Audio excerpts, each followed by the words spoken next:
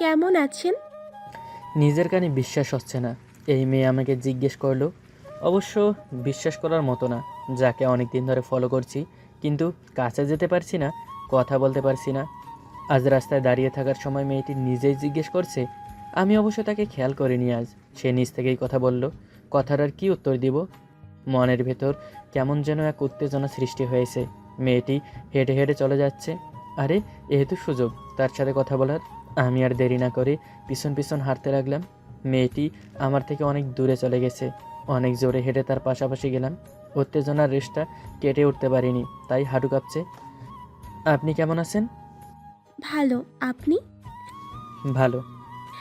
এই উত্তরটা সেখানেও দিতে পারতেন। কিন্তু আপনার সাথে হাঁটা হতো না। আচ্ছা, তাই? হ্যাঁ। আবার দুজন নীরব হয়ে গেলাম। কেউ কোনো কথা বলছি না। হাঁটতে লাগলাম আপন মনে। হঠাৎ মেয়েটি একটা গেট দিয়ে ঢুকে পড়লো। বুঝলাম এটাই তার বাসা। পেছন ফিরে একটা হাসি দিয়ে চলে গেল। হাসির অর্থ কিছুই বুঝলাম না। আমার কেমন যেন নীরবতা সৃষ্টি হলো। মেয়েটি যতক্ষণ পাশে ছিল ততক্ষণ ভালোই লাগছিল। মনে যে উত্তেজনা ছিল সেটাও এখন কেটে গেছে। আমি আবার আমার রাস্তায় ফিরে যাই। অফিস যেতে হবে। অফিসটা কাছে বলে রোজ দুপুরে এসে খেয়ে যাই। আর আমার জন্য বস দুপুরে 2 ঘন্টা ছুটি বরাদ্দ করেছে। করবে নাই বা কেন? সেই 2 ঘন্টা সেই 2 ঘন্টার জন্য অনেক কিছুই যে আমাকে দিয়ে করিয়ে নেয়। আমি যখন খেয়ে এসে রাস্তায় দাঁড়াই, তখনই এই মেয়ে হাতে কয়েকটা বই নিয়ে কোথা থেকে আসে। আগে গলির মুখে দেখি না, যখনই খেয়ে আসি ঠিক তখনই যাই। আমার আবার প্রতিদিনের টাইম রুটিন হয়ে গেছে। সেদিক থেকে হয়তো মেয়েটির এ সময় ছুটি হয়। সেটাই হতে পারে। অনেক কলেজ ভার্সিটি এমন সময় ছুটি হয়ে যায়। আস্তে আস্তে অফিসের দিকে চলে এলাম। মাথায় শুধু এই কিছু মুহূর্তের কথা ঘুরছে। এবার হয়তো একটা সাহসিকতার কাজ করা যেতেই পারে। এখন হয়তো মেয়েটির সাথে সবসময় কথা বলা যেতেই পারে। না, যদি আবার খারাপ কিছু ভাবে। সে তো ভদ্রতার খাতিরে একদিন কথা বলেছে, প্রতিদিন দেখে সেই হিসাবে। তাহলে তো গেট দিয়ে ঢোকার সময় আমার দিকে ফিরে হাসলো কেন? না থাক, আজ আবার দেখা হবে, আবার কথা হবে। ভাবতেই কেমন লাগছে। আচ্ছা বলবে তো? ধুর, আমি এক ভীতুর ডিম। এত ভয় পাচ্ছে কেন? অফিসে গেলাম, ঘড়ির দিকে তাকাচ্ছি বারবার। আজ যেন টাইম যাচ্ছে না। কাজের প্রতি মন নেই একটুও। বারবার ঘড়ি দেখার জন্য মনে হচ্ছে টাইম যাচ্ছে না। অবশেষে বাসায় গেলাম। খেতে বসে খাওয়ার দিকে মন নেই। প্লেটে হাত নেড়েই যাচ্ছি অন্যমনস্ক হয়ে। মা আমার দিকে তাকিয়ে আছে। কি করছি আমি? কিরে, কোন দিকে তাকিয়ে আছিস? কই না, মায়ের কথায় হকচকিয়ে গেলাম। প্লেটের ভাত কোথায় যাচ্ছে খবর আছে? উম, হ্যাঁ, কই? কি বকছিস? আরে ধুর। খেয়ে যা। না, ভালো লাগছে না। কার কথা ভাবছিস? কার কথা মানে? আমি তো হা হয়ে গেলাম। মা কিভাবে বুঝলো আমি কারো কথা ভাবছি? সত্যি মায়ের মন তো সব বুঝে। ওই মেয়েটা? অ্যাঁ, কোন মেয়েটা? কাল যে মেয়েটার সাথে কথা বলতে বলতে গলির ওদিকে গেলি? তুমি কি করে দেখলে? আমি তো আমার ছেলের কোনো খেয়ালই রাখি না, তাই না? ও, কবে থেকে? মায়ের খাবি? হুম, এখন সেটাও ভালো লাগবে। আচ্ছা, তাহলে বাসায় নিয়ে আসিস। আরে না, আমি পারবো না। তুই এত ভীতু? ধুর। যা যা, টাইম হয়ে গেছে। লজ্জা আর রাখার মতো না। এ লজ্জা আর রাখার মতো না। মাও প্রেমের ব্যাপারে জানে, আবার আমাকে ভীতুও বলল। ছি ছি রাহুল, তোর জীবনের চেয়ে লজ্জাবতী গাছ অনেক ভালো। ঠিক সময় দাঁড়ালাম। মেয়েটি আসছে, আবার আমার হাত পা কাঁপছে। ওপরের দিকে তাকাতেই মা জানালা দিয়ে তাকিয়ে আছে দেখছি। ধুর, কথাই বলবো না, চলে যাব। হাঁটা দিলাম। এমন সময় মেয়েটি আমার দিকে তাকাতে তাকাতে পাশ কাটিয়ে গেল। ধুর, কথা বলার জন্য কত কিছু করলাম সারাদিন, কথাই বললাম না। এমন সময় মা ডাক দিল আমাকে। না, মেয়েটিকে। অবাক করা ব্যাপার তো। মা মেয়েটিকে ডাক দিল আর বলল বাসায় আসতে। মেয়েটি কিছুক্ষণ হা করেছিল, তারপর বাসার দিকে গেল। মেয়েটির চাইতে আমি বেশি হা হয়ে গেলাম। মা কি করবে কে জানে। মানে, মনের ভেতর কেমন যেন অনুভূতি হচ্ছে। বাসায় একবার ফিরে যাব। না থাক, পরে মায়ের থেকে জেনে নেব। কিছু না ভেবে আবার বাসার দিকে গেলাম। অফিস আর ভালো লাগছে না। ভবিষ্যৎ সম্পত্তি নিজের বাসায়, আর আমি যাব অফিসে? পাগল নাকি? নিজেকে পাগল মনে হচ্ছে। মা, কি? কি চলছে? কিছু না। কিছু তো। আমি তাহলে যাই আন্টি। হুম মা। যা বলছি মনে থাকবে তো? হ্যাঁ। লক্ষ্মী মেয়ে। এর মধ্যে কি এমন কথা হয়ে গেল মনে রাখার মতো? মাথায় তো কিছুই ঢুকছে না। মা, কি? কি কথা বলেছো? তোকে বলবো কেন? আচ্ছা, নামটা কি জিজ্ঞেস করেছো? হ্যাঁ, কি? এতদিন ঘুরঘুর করছিস আর নামই জানোস না? ইয়ে মানে হয়েছে কি জানো তো? হয়েছে, আর জানতে হবে না। মেয়েটার নাম অনন্যা। দারুণ তো। চিনির মতো, তাই না? উফ, তুমিও না। অনন্যা, আহা কি সুন্দর নাম। নামে ডুবে যাচ্ছি। তার প্রেমে তো সাঁতার কাটতে হবে। আচ্ছা, সে কি আমাকে ভালোবাসবে? না বাসলেও আমি বাসবো, একতরফা। এভাবে আরও কয়েকটা দিন কেটে গেল। তাকে দেখা, অল্প একটু কথা বলা। এখন আর আগের মতো লজ্জা পায় না। তার সাথে কথা বলতে ভালোই লাগে। একদিন অফিস থেকে এসে দেখি বাসায় আরও লোকজনের উপস্থিতি। ব্যাপারটা জানতে জানতে শেষে এটা দাঁড়ালো যে ওনারা অনন্যার পরিবারের লোকজন। তাহলে কি মায়ের সাথে অনন্যার এই কথা ছিল? হ্যাঁ, নিশ্চয়ই। তা না হলে আজ আমাকে না জানিয়ে মায়ের ফোনে রিং হচ্ছে। নামটা অনন্যার। আমি তো পুরাই অবাক। আমি মূল ব্যক্তি নাকি তৃতীয় ব্যক্তি সেটাই বুঝতেছি না। আমি প্রেম করব, বিয়ে করব, আর আমার কাছে তার নাম্বার নেই, মায়ের কাছে আছে। কেমনে কি? যা হোক, দুজন ভালোই চলছে। আমার আর কি, মা তো আমার সব। সে যদি খুশি থাকে, আমার আর কিচ্ছু চাই না। দেশে যে সম্পর্ক নিয়ে এত ঝগড়া, সেটাই তো মধুর হয়ে উঠেছে। এভাবে যেন থাকে সারা জীবন। অবশেষে অনন্যাকে পার্মানেন্টলি মায়ের কাছে নিয়ে এলাম। এখন আর দুপুরে খাওয়ার পর মরে দাঁড়াতে হবে না। সাথে রাতের খাবারের পরও দেখা পাওয়া যাবে।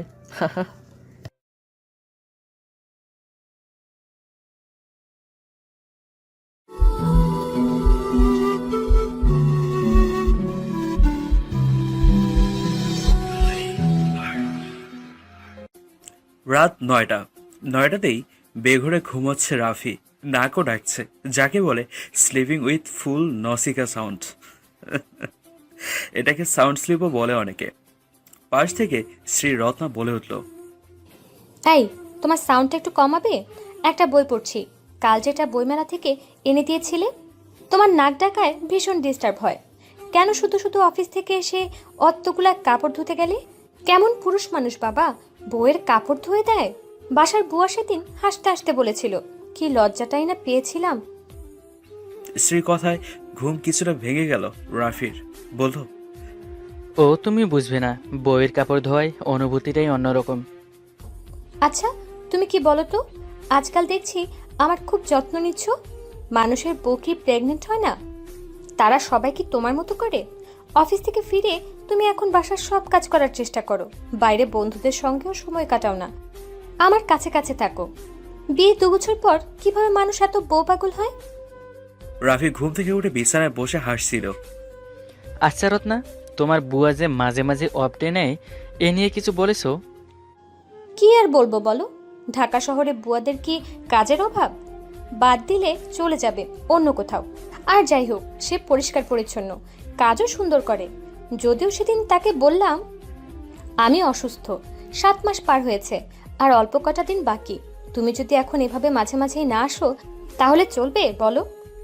ও বলল কি যেন একটা পারিবারিক কাজে আজকাল সে ব্যস্ত হয়েছে, এজন্য না চাইতেও এমনটা হয়ে যাচ্ছে।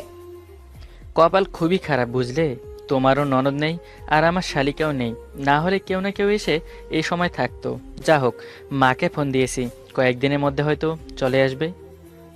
বাড়িতে বাবা একা থাকবেন? ওসব তোমাকে ভাবতে হবে না। আচ্ছা, যা ভালো মনে করেছো করেছো। এবার একটা কথা বলো রাফি, সেদিন বুয়া তো আমাকে লজ্জায় ফেলে দিয়েছিল। তুমি নাকি বিকেলবেলা অফিস থেকে ফিরে ঘুমন্ত আমার কপালে চুমু খাও, এটা নাকি এখন তোমার নিয়মিত অভ্যাস। বুয়া তোমার এই দৃশ্যের কথা বলে সেদিন হেসে লুটুপুটি খাচ্ছিল। এমনটা কেন করো তুমি? আমি তো তোমার স্ত্রী নাকি? নতুন অবস্থায় বিয়ের পরও তো তোমাকে এতটা উতলা কখনো দেখিনি। এখন কেন এমন করছো তুমি?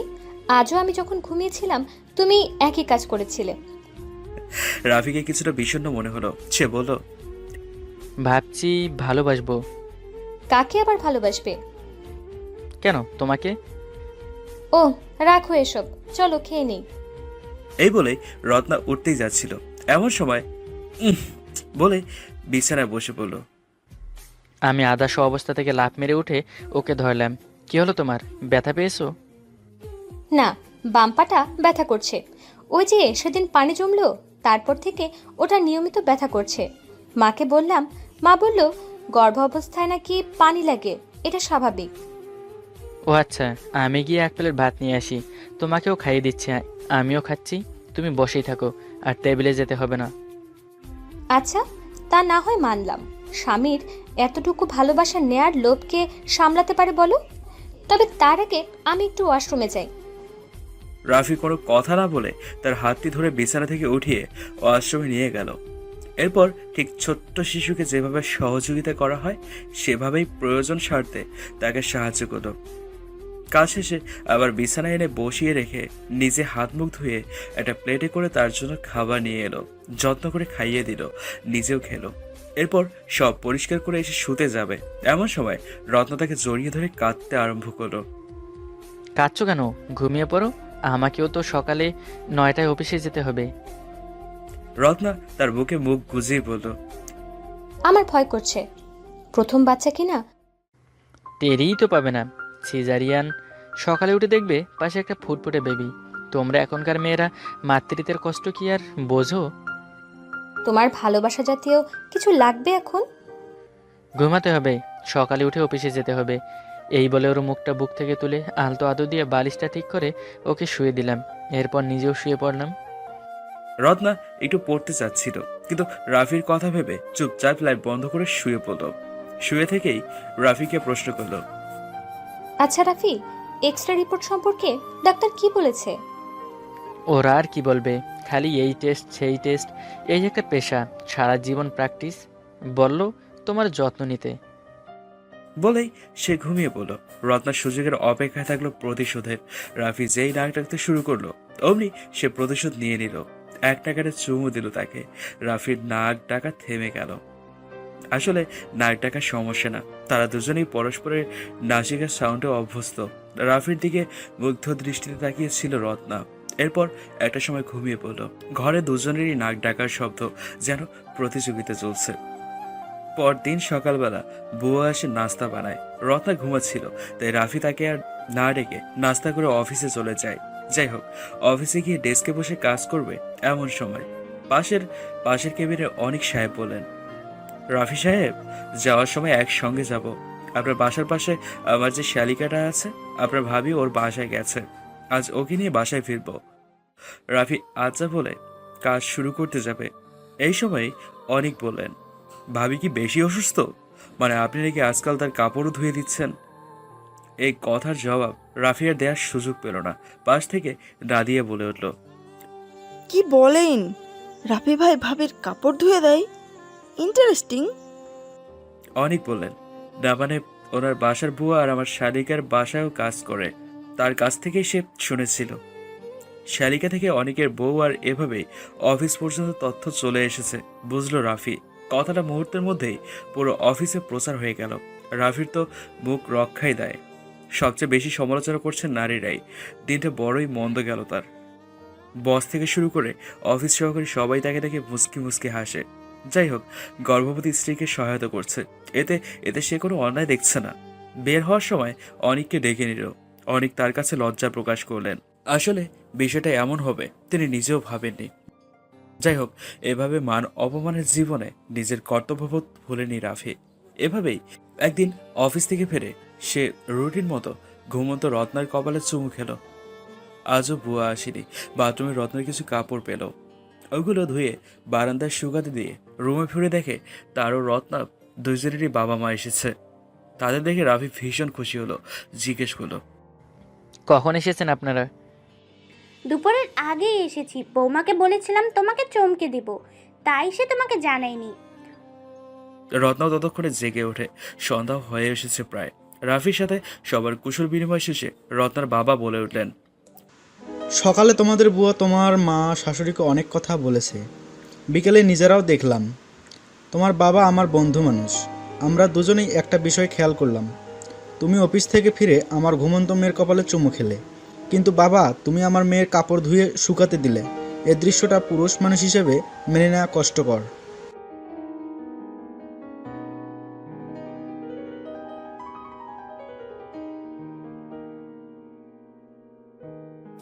সন্ধ্যার নাস্তার পর ভারী পরিবেশটাই রাফির ভাগ্যে জুটল।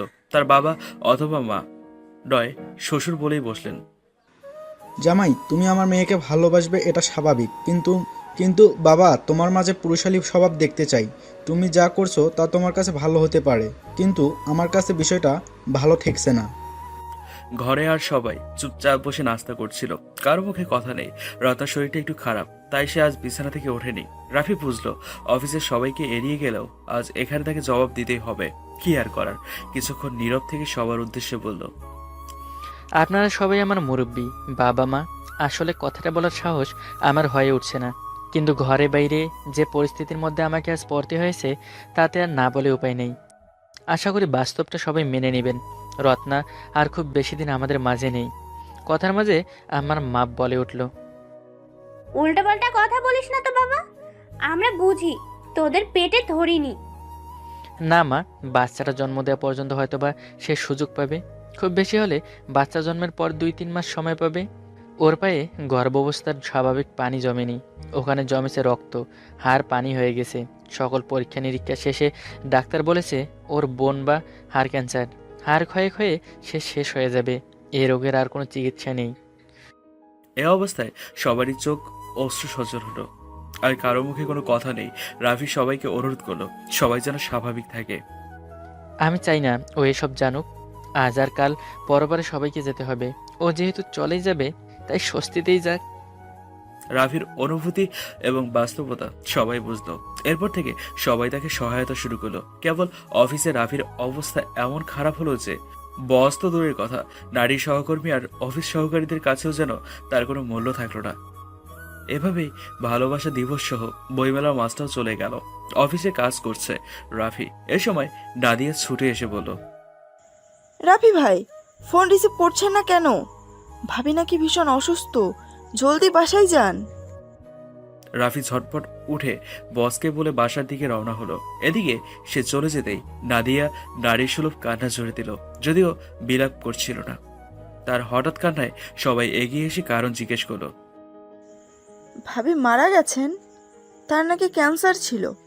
এতদিন আমরা রাফি ভাইকে যেসব কারণে তুচ্ছ তাচ্ছিল্য করতাম, সেগুলোর কারণে আজ বুঝতে পারছি রাফি ভাই কেন আমাদের কাউকে কিছুই বলতে পারতেন না। তিনি একদিকে ভাবির জন্য দুশ্চিন্তা করতেন, অন্যদিকে আমাদের জ্বালাতন সইতেন।